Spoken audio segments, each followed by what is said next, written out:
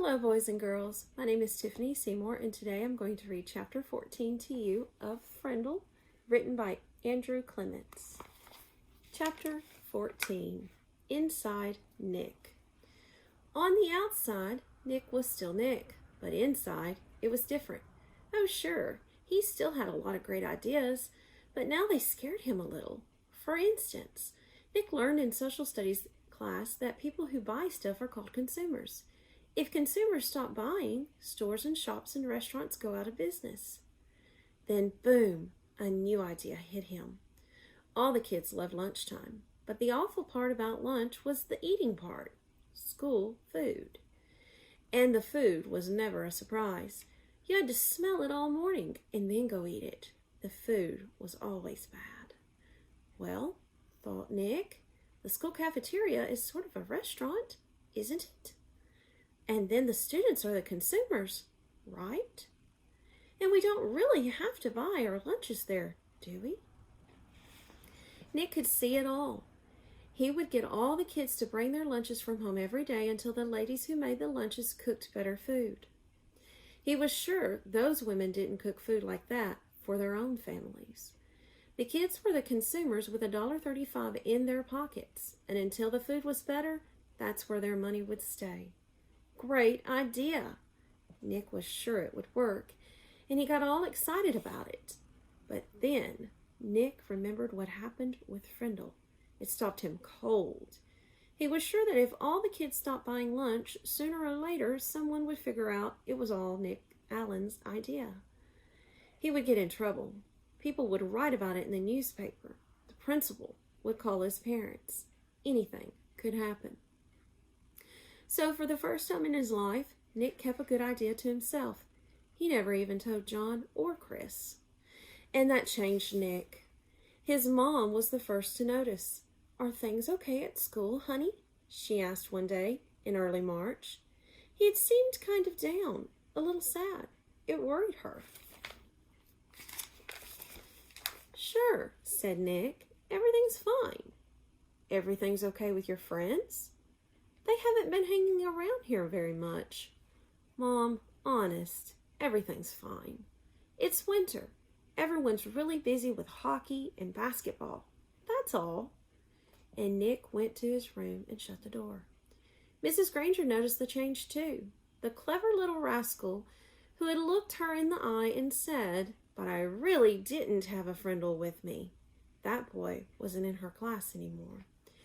Now, a quieter, more careful Nicholas Allen came into class every day. He did all his work perfectly, didn't speak unless she called on him, and didn't laugh and joke with his friends like he used to. School would be over in a few months, and it seemed like there was nothing she could do to help him. Toward the end of the year, Nick remembered the letter that Mrs. Granger had asked him to sign on the back when the Frindle business was just getting started. The chess game was over, so he was expecting to get that letter from Mrs. Granger any day. But all spring it didn't come, so he thought she must have forgotten about it. Nick was afraid to bring it up all again, but he was dying of curiosity. So on the last day of school, Nick knocked on Mrs. Granger's classroom door. She was straightening up the textbooks on the bookcases below the windows. Without turning around, she sang out, "Come in." Nick said, "Hi, Mrs. Granger." Mrs. Granger stood up and turned to face him. "Oh, it's you, Nicholas. I'm so glad you stopped by. I've been meaning to talk to you. And this will save me having to send you a letter this summer." Nick gulped and said, "That's what I came for, the letter." Mrs. Granger looked puzzled for half a second, and then she said, "Oh, that letter." Then she paused. "You will recall, Nicholas, that I said I would send you that letter when all this was over, and it's not over." "It's not?" Nick tilted his head to one side and asked, "When will it be over?"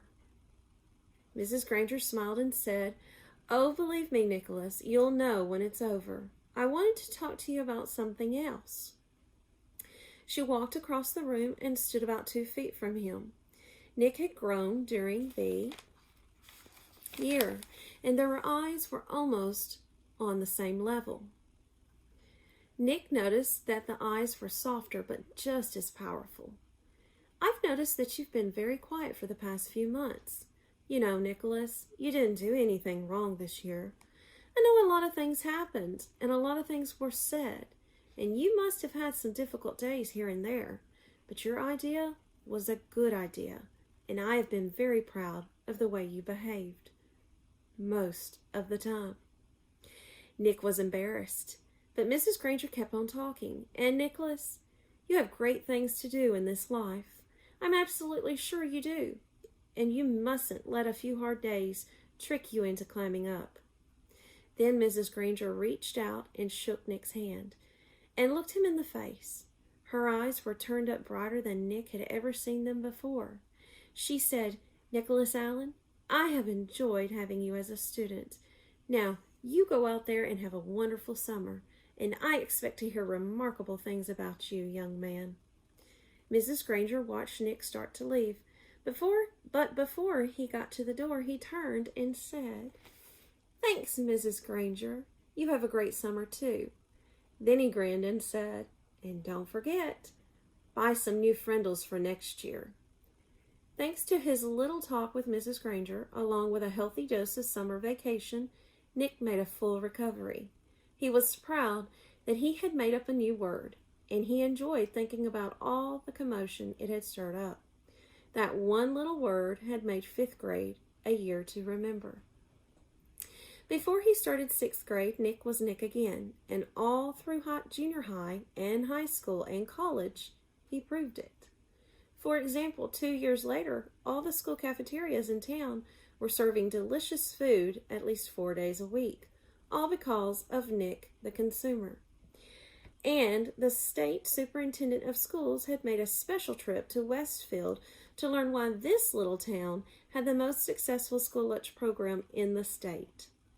And in high school, well, the stories about Nick's other adventures could go on and on and on. But that would delay the end of this story, the one that started when Nick was in 5th grade. Because the end of this story came later, 10 years later. And what was happening to Nick's word during those 10 years? Nothing fancy, nothing exciting. Words don't work that way.